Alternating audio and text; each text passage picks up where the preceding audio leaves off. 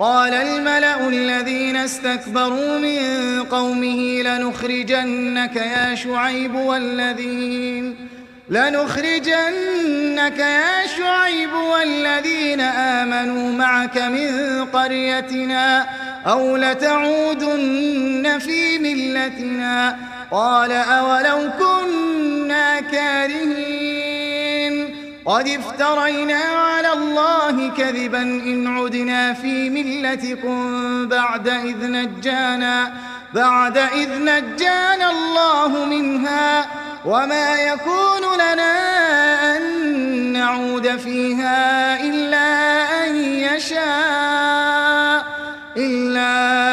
يشاء الله ربنا وسع ربنا كل شيء علما على الله توكلنا ربنا افتح بيننا وبين قومنا بالحق وأنت خير الفاتحين. وقال الملأ الذين كفروا من قومه لئن اتبعتم شعيبا إنكم إذا لخاسرون فأخذتهم الرجفة فأصبحوا في دارهم جاثمين. الذين كذبوا شعيبا كأن لم يغنوا فيها الذين كذبوا شعيبا كانوا هم الخاسرين. فتولى عنهم وقال يا قوم لقد أبلغتكم رسالات ربي ونصحت لكم فكيف آسى على قوم كافرين. وما أرسلنا في قرية من نبي إلا أخذنا أهلها بالبأساء والضراء لعلهم يضرعون. ثم بدلنا مكان السيئة الحسنة حتى عفوا وقالوا قد مس آباءنا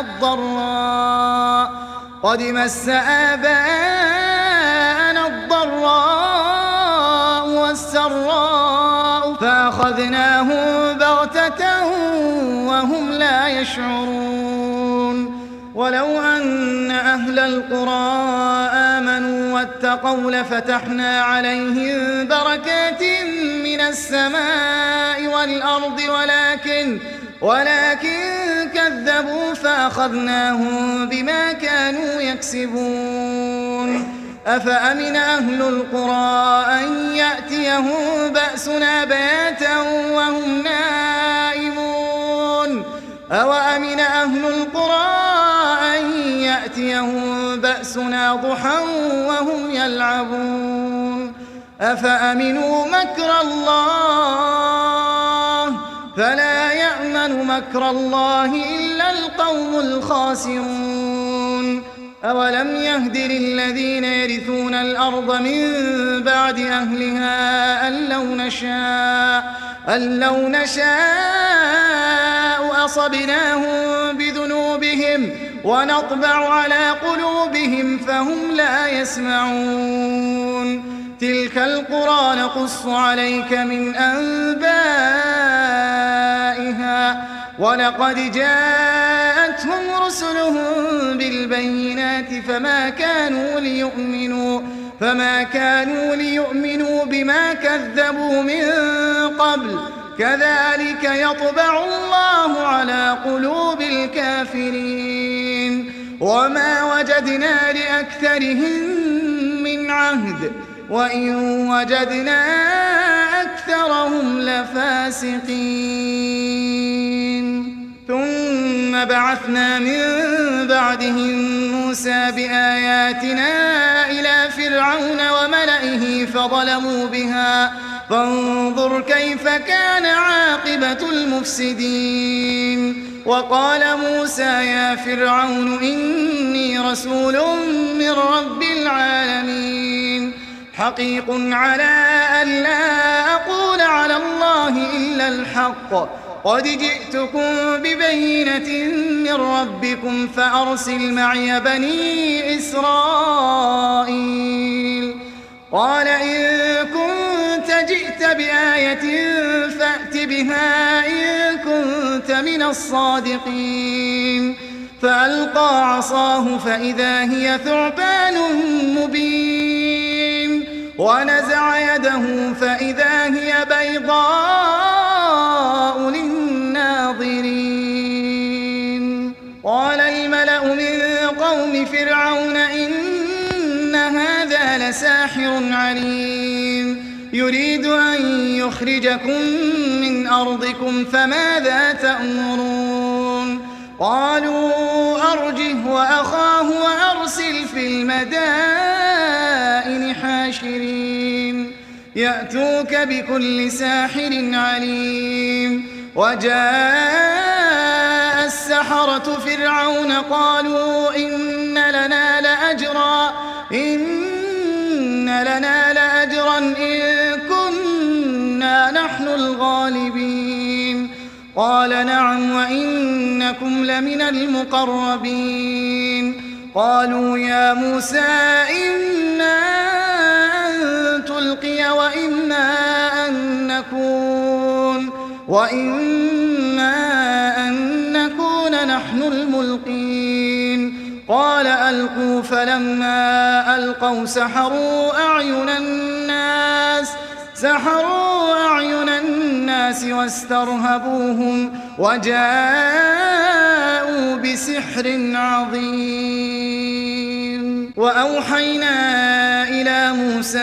أن ألق عصاك فإذا هي تلقف ما يأفكون. فوقع الحق وبطل ما كانوا يعملون فغلبوا هنالك وانقلبوا صاغرين وألقي السحرة ساجدين. قالوا آمنا برب العالمين رب موسى وهارون. قال فرعون آمنتم به قبل أن آذن لكم إن هذا لمكر مكرتموه في المدينة لتخرجوا منها أهلها فسوف تعلمون. لأقطعن أيديكم وأرجلكم من خلاف ثم لأصلبنكم أجمعين. قالوا إنا إلى ربنا منقلبون وما تنقم منا إلا أن آمنا بآيات ربنا لما جاءتنا ربنا أفرغ علينا صبرا وتوفنا مسلمين. وقال الملأ من قوم فرعون أتذر موسى وقومه ليفسدوا في الأرض ويذرك وآلهتك قال سنقتل أبناءهم ونستحيي نساءهم وإنا فوقهم قاهرون. قال موسى لقومه استعينوا بالله واصبروا إن الأرض لله يورثها من يشاء من عباده والعاقبة للمتقين. قالوا أوذينا من قبل أن تأتينا ومن بعد ما جئتنا قال عسى ربكم أن يهلك عدوكم ويستخلفكم في الأرض فينظر كيف تعملون. ولقد أخذنا آل فرعون بالسنين ونقص من الثمرات لعلهم يذكرون. فإذا جاءتهم الحسنة قالوا لنا هذه وإن تصبهم سيئة يطيروا بموسى ومن معه ألا إنما طائرهم عند الله ولكن أكثرهم لا يعلمون. وقالوا مهما تأتنا به من آية لتسحرنا بها فما نحن لك بمؤمنين فأرسلنا عليهم الطوفان والجراد والقمل والضفادع والدم آيات مفصلات فاستكبروا وكانوا قوما مجرمين ولما وقع عليهم الرجز قالوا يا موسى ادع لنا ربك بما عهد عندك لئن كشفت عنا الرجز لنؤمنن لك ولنرسلن معك بني إسرائيل فلما كشفنا عنهم الرجز إلى أجل هم بالغوه إذا هم ينكثون فانتقمنا منهم فأغرقناهم في اليم بأنهم كذبوا بآياتنا وكانوا عنها غافلين وأورثنا القوم الذين كانوا يستضعفون مشارق الأرض ومغاربها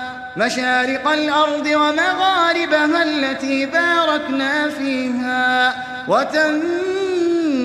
كلمة ربك الحسنى على بني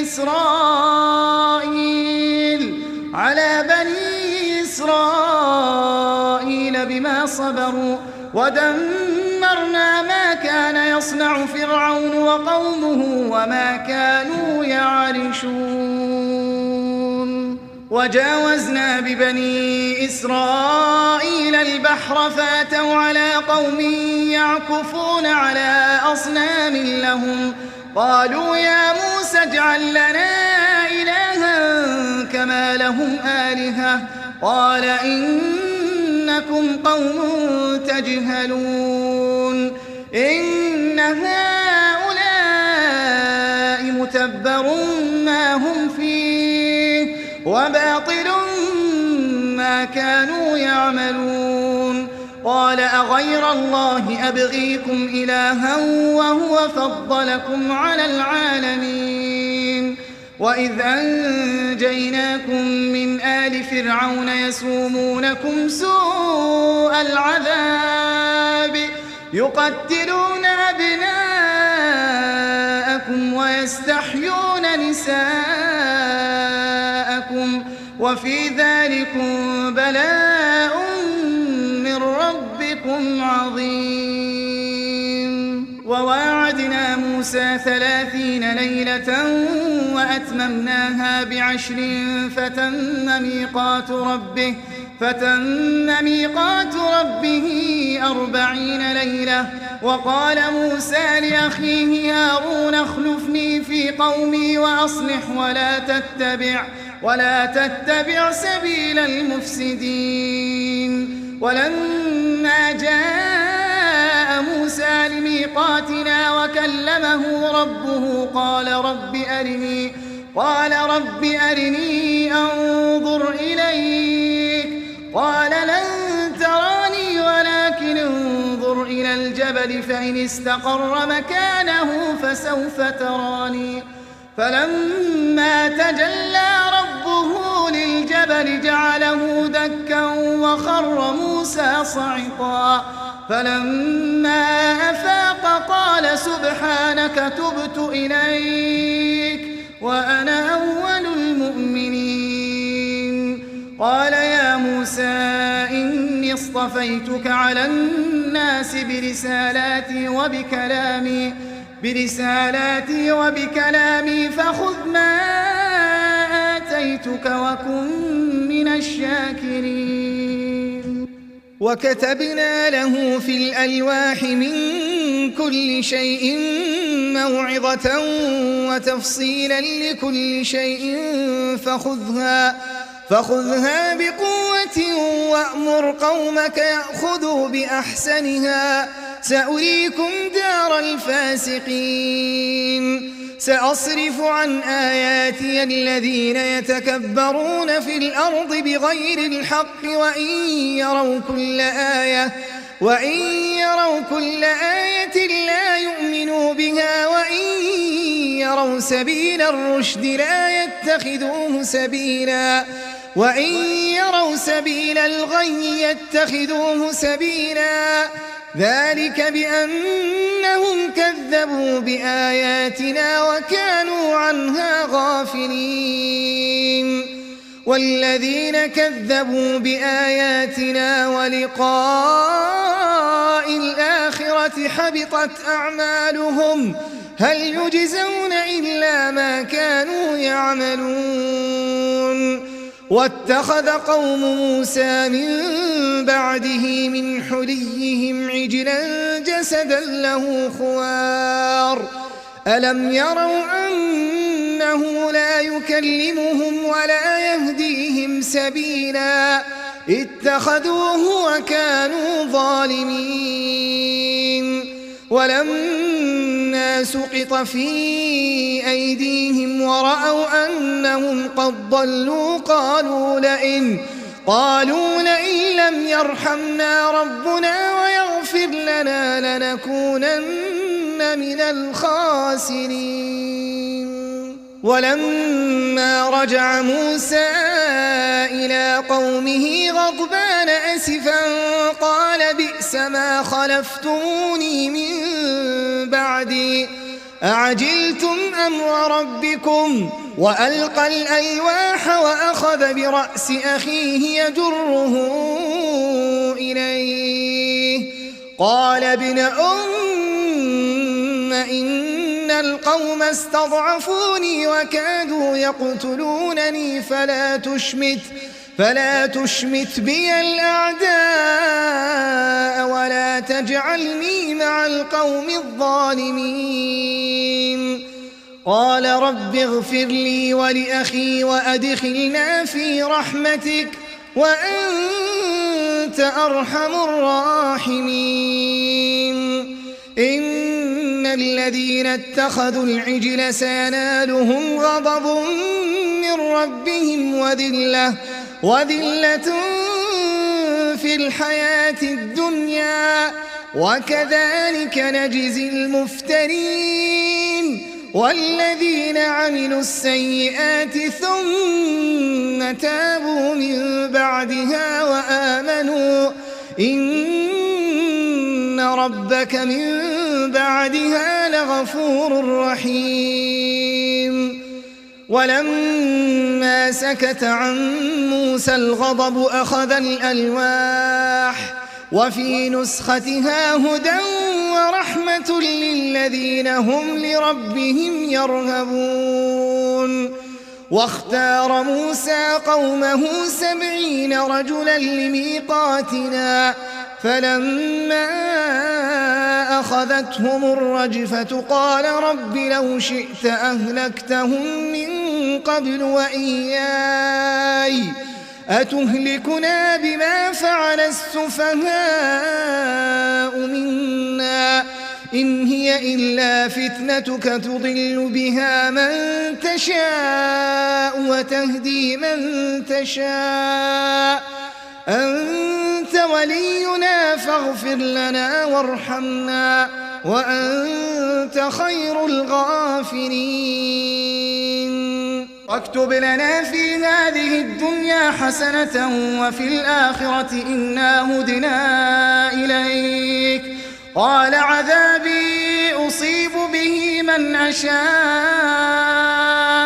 ورحمتي وسعت كل شيء فسأكتبها للذين يتقون ويؤتون الزكاة والذين هم بآياتنا يؤمنون الذين يتبعون الرسول النبي الأمي الذي يجدونه مكتوبا عندهم في التوراة والإنجيل يأمرهم بالمعروف وينهاهم عن المنكر ويحل لهم الطيبات ويحل لهم الطيبات ويحرم عليهم الخبائث ويضع عنهم إصرهم والأغلال التي كانت عليهم فالذين آمنوا به وعزروه ونصروه واتبعوا النور الذي أنزل معه أولئك هم المفلحون.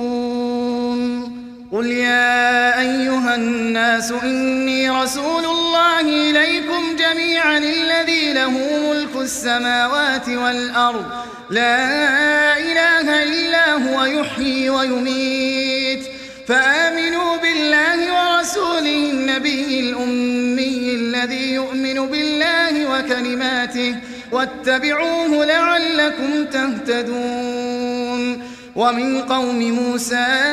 أمة يهدون بالحق وبه يعدلون. وقطعناهم 12 أسباطا أمما وأوحينا إلى موسى إذ استسقاه قومه أن اضرب بعصاك الحجر فانبجست منه 12 عينا قد علم كل أناس مشربهم وظللنا عليهم الغمام وأنزلنا عليهم المن والسلوى كلوا من طيبات ما رزقناكم وما ظلمونا ولكن كانوا أنفسهم يظلمون. وإذ قيل لهم اسكنوا هذه القرية وكلوا منها حيث شئتم وقولوا حطة وادخلوا الباب سجدا نغفر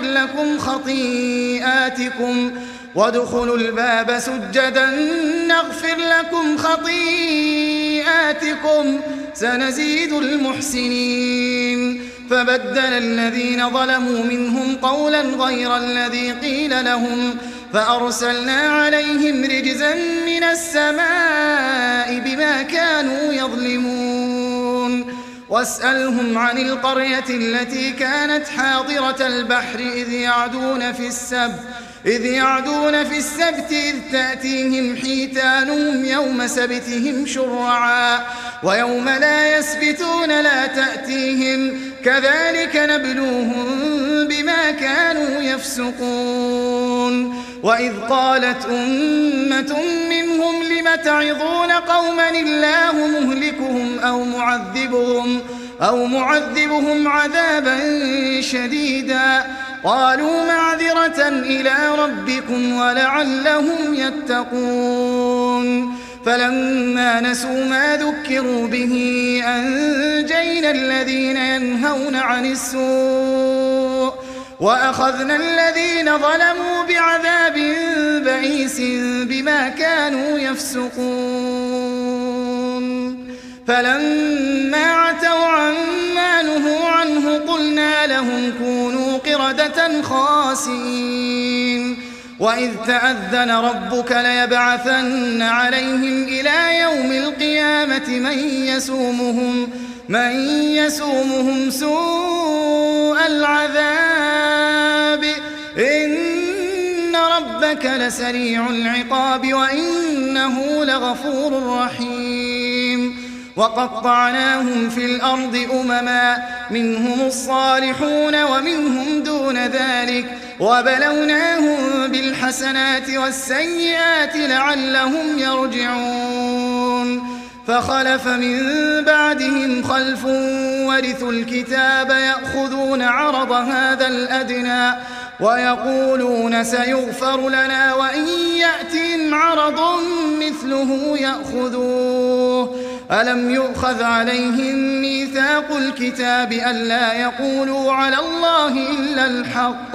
إلا الحق ودرسوا ما فيه والدار الآخرة خير للذين يتقون أفلا تعقلون. والذين يمسكون بالكتاب وأقاموا الصلاة إنا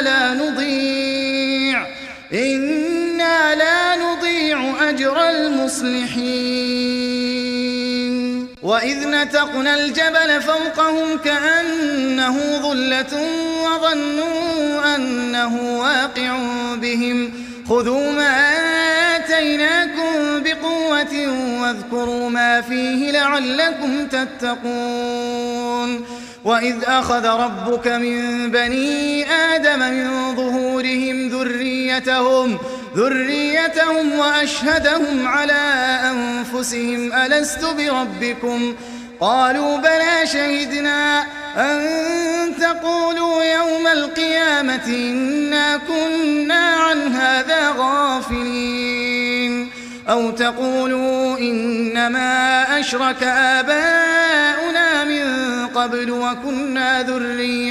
وكنا ذرية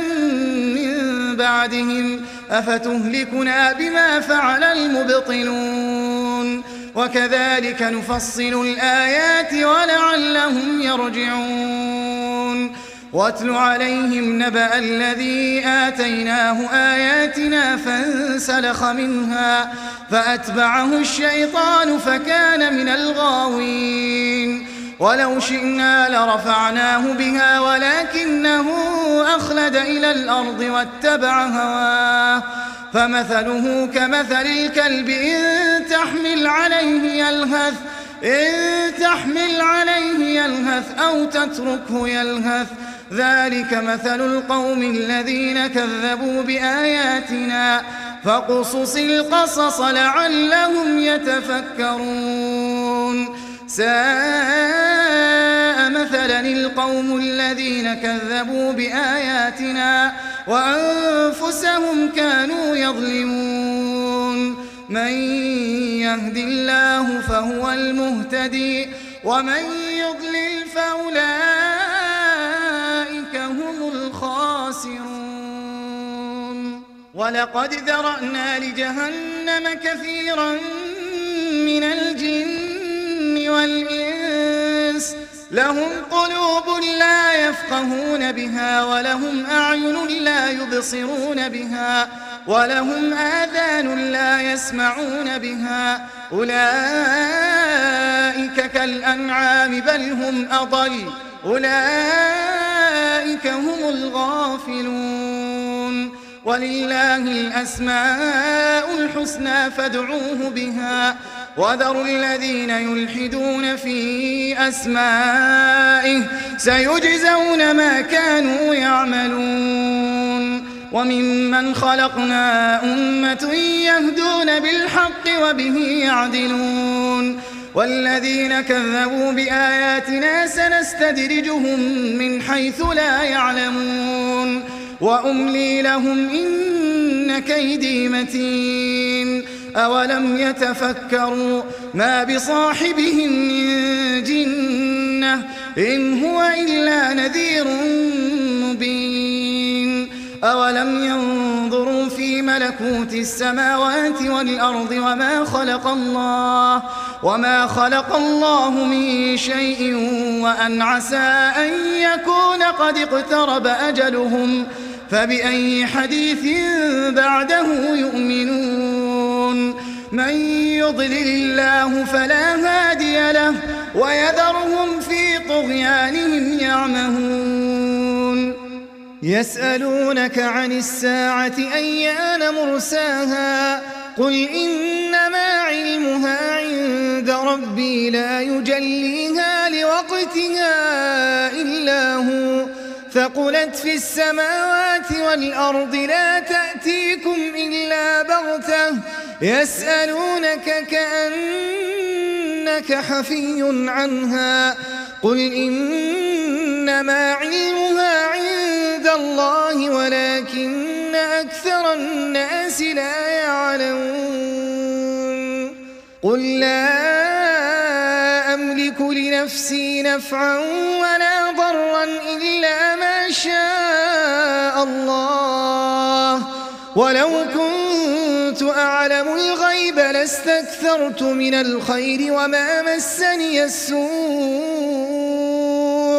إن أنا إلا نذير وبشير لقوم يؤمنون هو الذي خلقكم من نفس واحدة وجعل منها زوجها ليسكن إليها فلما تغشاها حملت حملا خفيفا فمرت به فلما أثقلت دعوا الله ربهما لئن آتيتنا صالحا لنكونن من الشاكرين فلما آتاهما صالحا جعل له شركاء فيما آتاهما فتعالى الله عما يشركون أيشركون ما لا يخلق شيئا وهم يخلقون ولا يستطيعون لهم نصرا ولا أنفسهم ينصرون وإن تدعوهم إلى الهدى لا يتبعوكم سواء عليكم أدعوتموهم أم أنتم صامتون إن الذين تدعون من دون الله عباد أمثالكم فادعوهم فليستجيبوا لكم إن كنتم صادقين ألهم أرجل يمشون بها أم لهم أيدي يبطشون بها أم لهم أعين يبصرون بها أم لهم آذان يسمعون بها قل ادعوا شركاءكم ثم كيدون فلا تنظرون إن ولي الله الذي نزل الكتاب وهو يتولى الصالحين والذين تدعون من دونه لا يستطيعون نصركم ولا أنفسهم ينصرون وإن تدعوهم إلى الهدى لا يسمعوا وتراهم ينظرون إليك وهم لا يبصرون خذ العفو وأمر بالعرف وأعرض عن الجاهلين وإما ينزغنك من الشيطان نزغ فاستعذ بالله إنه سميع عليم إن الذين اتقوا إذا مسهم طائف من الشيطان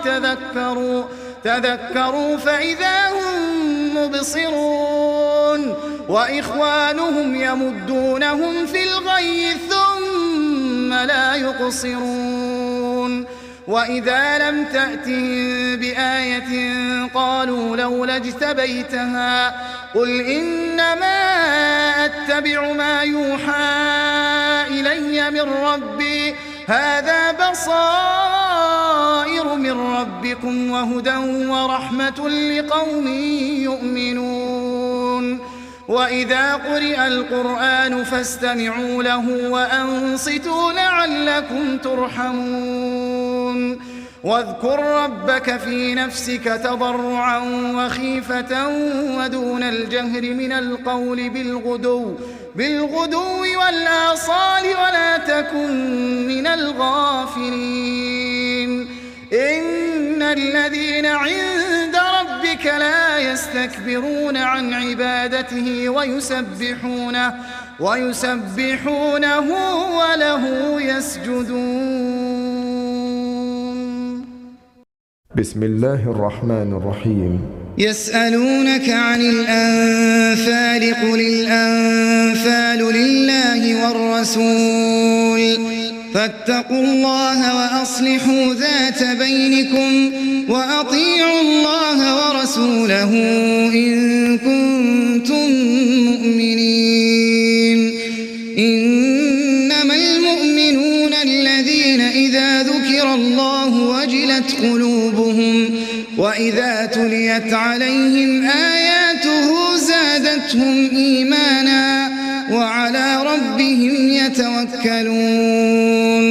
الذين يقيمون الصلاة ومما رزقناهم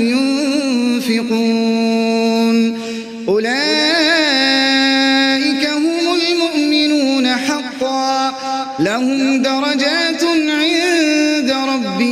ومغفرة ورزق كريم. كما أخرجك ربك من بيتك بالحق وإن فريقا من المؤمنين لكارهون يجادلونك في الحق بعدما تبين كأنما يساقون إلى الموت وهم ينظرون. وإذ يعدكم الله إحدى الطائفتين أنها لكم وتودون أن غير ذات الشوكة تكون لكم ويريد الله أن يحق الحق بكلماته ويقطع دابر الكافرين ليحق الحق ويبطل الباطل ولو كره المجرمون. إذ تستغيثون ربكم فاستجاب لكم أني ممدكم بألف من الملائكة مردفين. وما جعله الله إلا بشرى ولتطمئن به قلوبكم وما النصر إلا من عند الله إن الله عزيز حكيم. إذ يغشيكم النعاس أمنة منه وينزل عليكم من السماء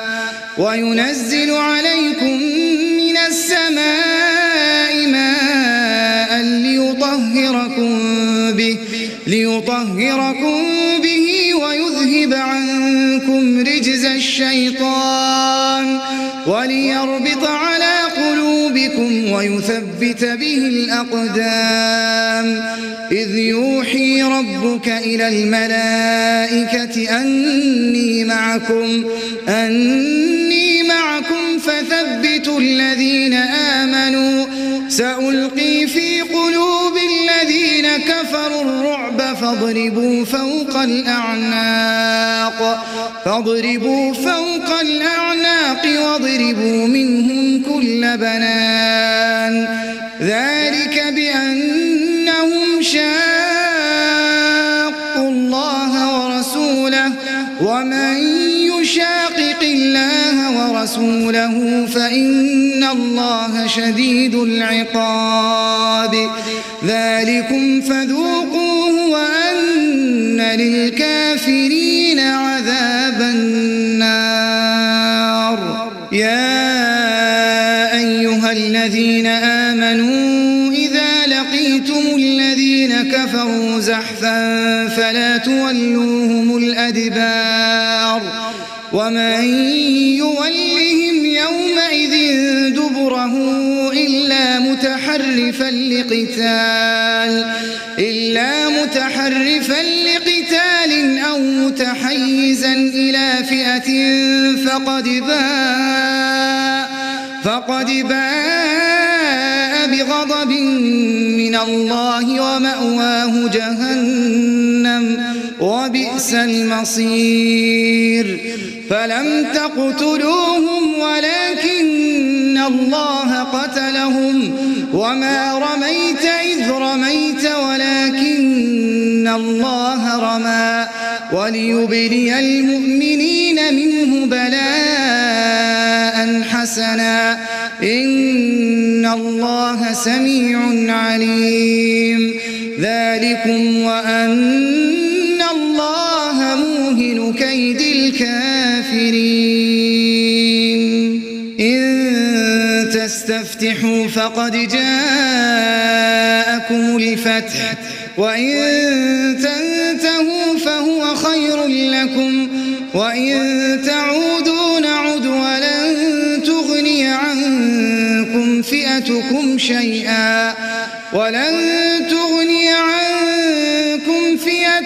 شيئا ولو كثرت وأن الله مع المؤمنين.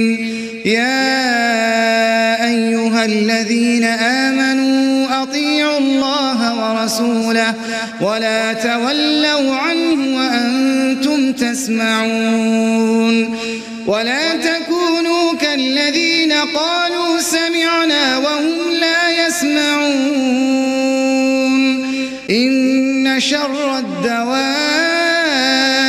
عند الله الصم البكم الذين لا يعقلون ولو علم الله فيهم خيرا لأسمعهم ولو أسمعهم لتولوا وهم معرضون يا أيها الذين آمنوا استجيبوا لله وللرسول إذا دعاكم لما يحييكم واعلموا أن الله يحول بين المرء وقلبه وأنه إليه تحشرون واتقوا فتنة لا تصيبن الذين ظلموا منكم خاصة واعلموا أن الله شديد العقاب واذكروا إذ أنتم قليل مستضعفون في الأرض تخافون أن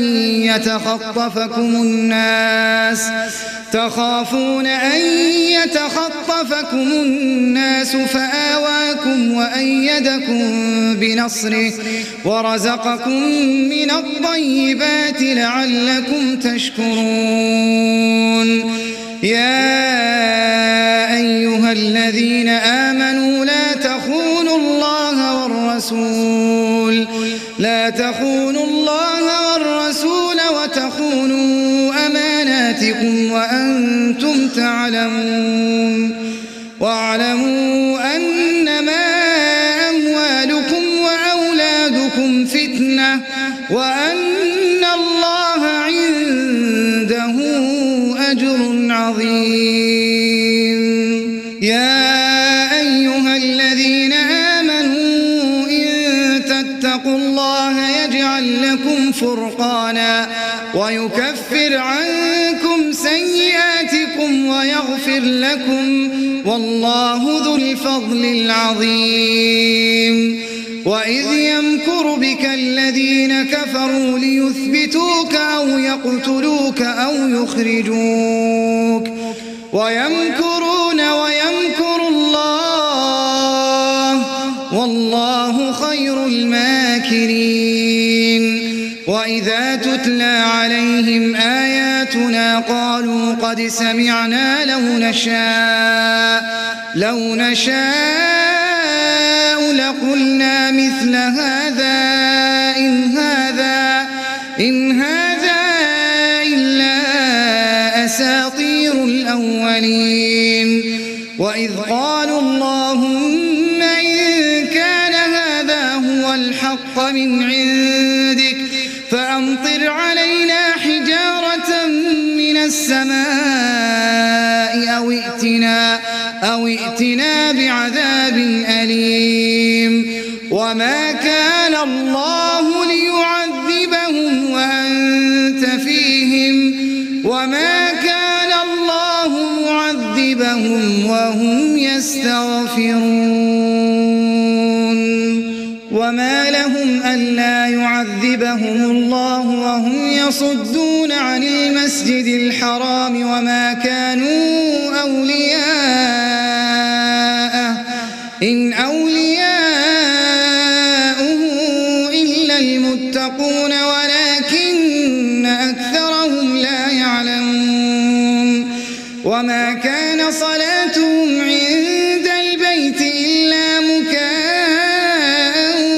وتصدية فذوقوا العذاب بما كنتم تكفرون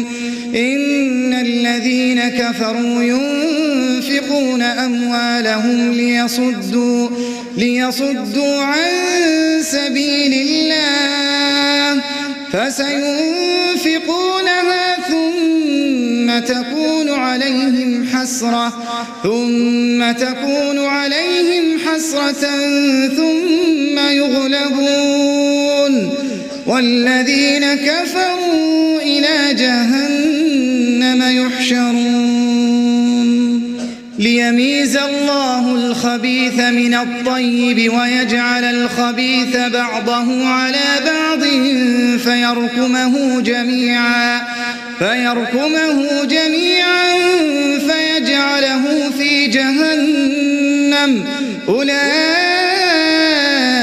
هم الخاسرون قل للذين كفروا إن ينتهوا يغفر لهم ما قد سلف وإن يعودوا فقد مضت سنة الأولين وقاتلوهم حتى لا تكون فتنة ويكون الدين كله لله فإن انتهوا فإن الله بما يعملون بصير وإن تولوا فاعلموا أن الله مولاكم نعم المولى ونعم النصير.